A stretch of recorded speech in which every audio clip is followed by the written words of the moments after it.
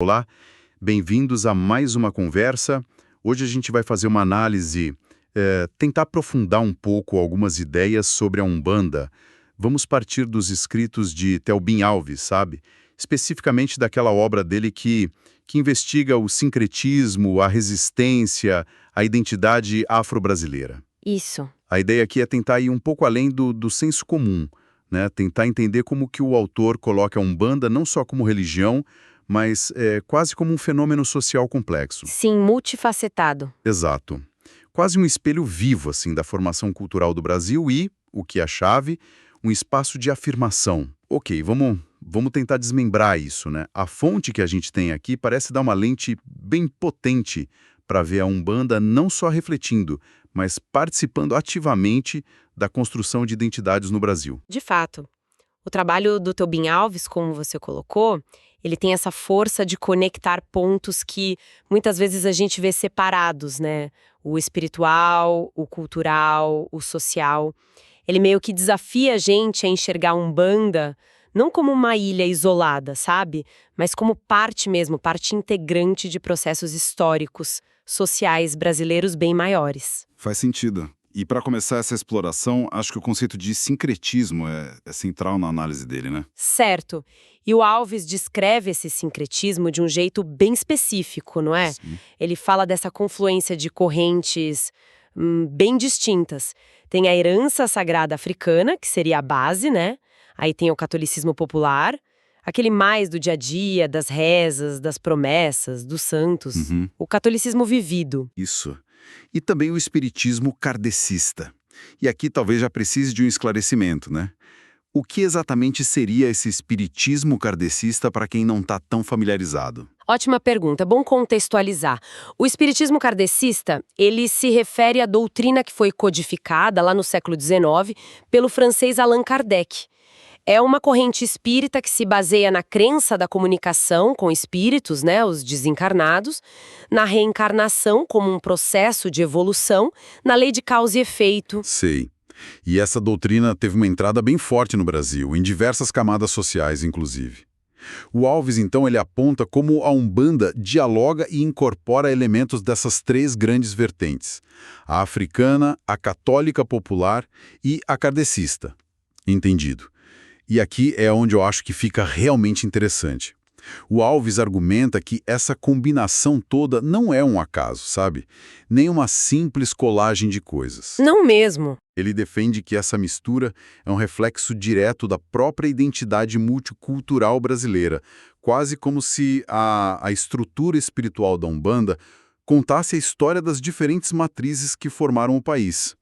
Mas aí fica a dúvida, o que impede que isso seja visto só como uma diluição, uma perda das origens, entende? Como que o Alves sustenta que é um reflexo forte da identidade? Olha, o fascinante aqui, na perspectiva que o Alves traz, é que não se trata só de somar partes. Como se fossem ingredientes separados que a gente junta numa receita e eles continuam lá, inalterados. Alves sugere um processo bem mais dinâmico. Tipo uma alquimia cultural, sabe? Os elementos africanos, católicos, kardecistas, ao entrarem em contato dentro da Umbanda, eles se reinterpretam.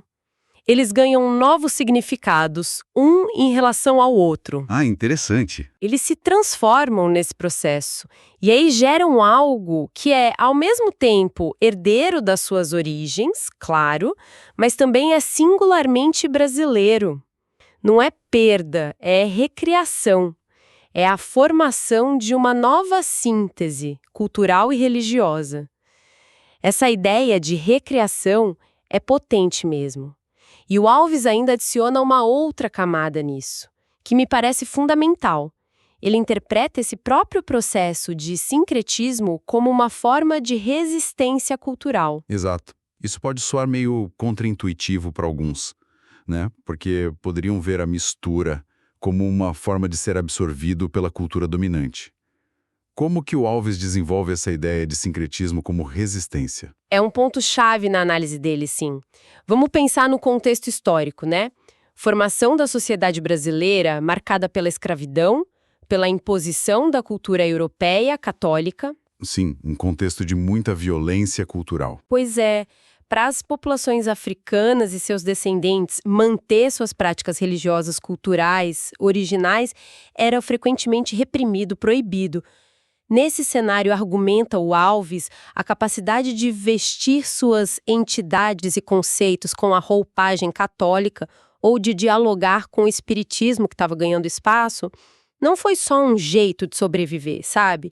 Foi uma estratégia inteligente para preservar a essência das suas crenças. Uma estratégia. É quase como usar a linguagem do dominante para poder continuar falando a sua própria língua, mesmo que de forma mais velada, mais discreta. É quase um jiu-jitsu cultural, como você mencionou antes. Gostei dessa imagem, jiu-jitsu cultural. Usar a força e os símbolos do sistema opressor para garantir a continuidade da sua própria tradição. Não é submissão passiva, de jeito nenhum. É agência, é estratégia de sobrevivência e também de afirmação cultural. Jiu-jitsu cultural, a imagem é boa. E isso conecta direto com a outra grande linha de força na análise do Alves. A Umbanda não só como resistência simbólica ou cultural através do sincretismo, mas como um espaço físico e social concreto de resistência. Exatamente. Ele usa a expressão refúgio identitário. O que essa expressão carrega de significado?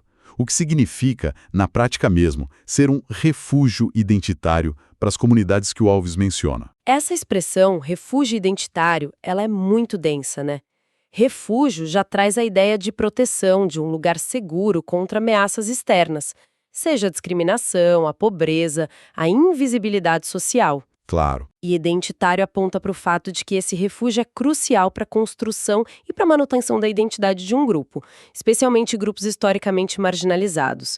Segundo Alves, a Umbanda se torna esse espaço onde indivíduos e comunidades, particularmente as de matriz afro-brasileira, podem encontrar reconhecimento, validação, um senso de pertencimento que muitas vezes é negado na sociedade mais ampla. Então não é só um lugar para praticar a fé, é um lugar para ser, para se reconhecer no outro, para fortalecer laços. É um espaço de, talvez, reconstrução da autoestima coletiva? Exatamente. Se a gente conectar isso ao quadro geral que o Alves apresenta, a gente percebe a profundidade dessa dimensão social da existência. Vai muito além de só preservar rituais. Entendo. É sobre construir comunidade ativa, redes de apoio mútuo, tanto material quanto espiritual, sabe?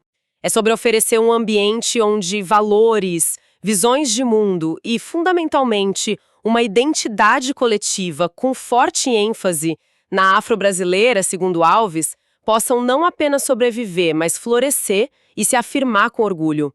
Para muita gente, a Umbanda se torna um pilar central para essa afirmação de quem são, num país ainda tão marcado por desigualdades profundas, por racismo estrutural. É um espaço de reumanização, de certa forma. Essa ideia de reumanização frente a um contexto que muitas vezes desumaniza é muito forte. E isso me leva a pensar na questão da perseguição, do preconceito que você mencionou como pano de fundo para a necessidade desse refúgio. O Alves aborda isso diretamente, né? Ele não fica só na parte bonita da história. De forma alguma. Isso levanta uma questão importante que o Alves faz questão de frisar. A necessidade desse refúgio identitário, dessa resistência, ela não surge do nada, espontaneamente. Certo. Ela é, em grande medida, uma resposta direta e necessária à perseguição histórica e aos preconceitos que continuam existindo, né? Que os praticantes de Umbanda e outras religiões de matriz africana enfrentaram, infelizmente, ainda enfrentam no Brasil.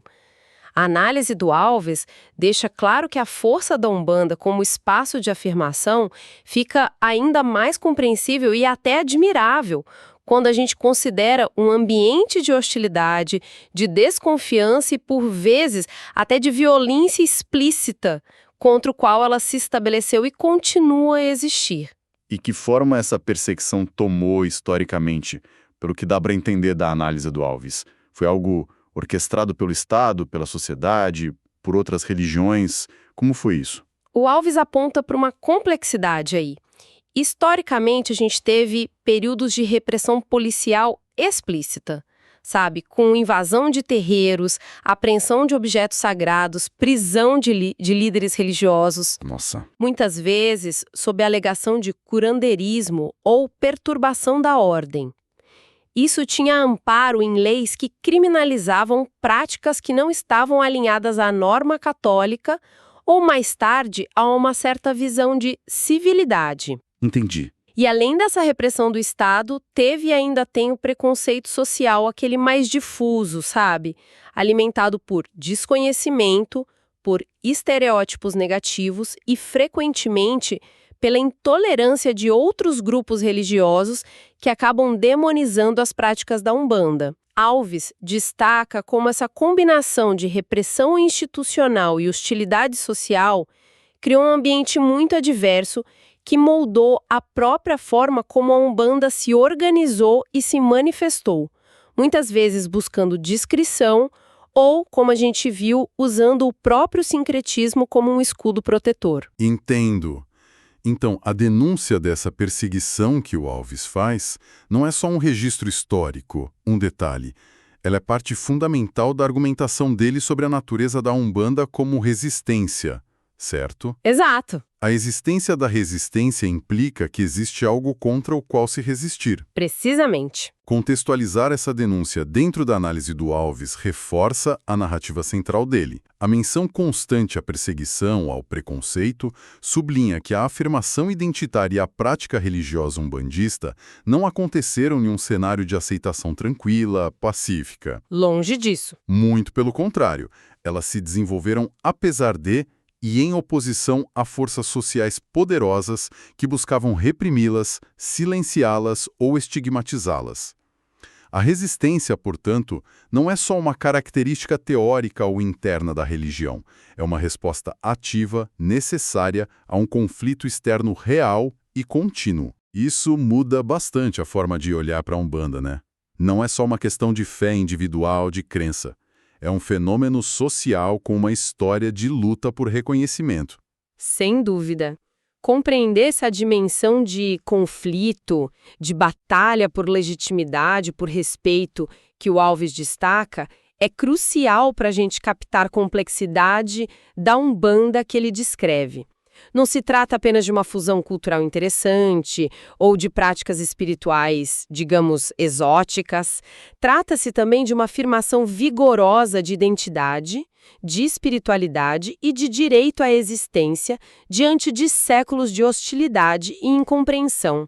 A resiliência, essa capacidade de se adaptar, de resistir, de florescer, mesmo em condições tão adversas, isso se torna, assim, uma marca central na narrativa do Alves sobre a Umbanda. Então tá, vamos tentar juntar as peças dessa análise do Telbin Alves que a gente explorou aqui. O que emerge como essencial? Primeiro, tem o sincretismo, né?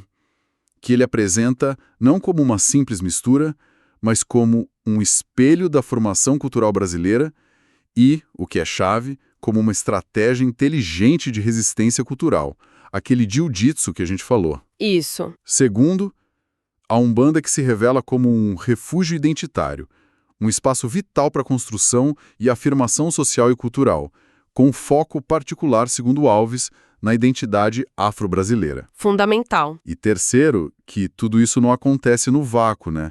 Acontece num contexto histórico e social adverso, marcado por perseguição, por preconceito, o que dá para essa resistência uma camada extra de significado, de urgência.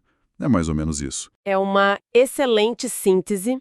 A perspectiva do Telbin Alves, tal como a gente discutiu aqui a partir das fontes, realmente nos convida a um olhar mais profundo, mais nuançado sobre a Umbanda.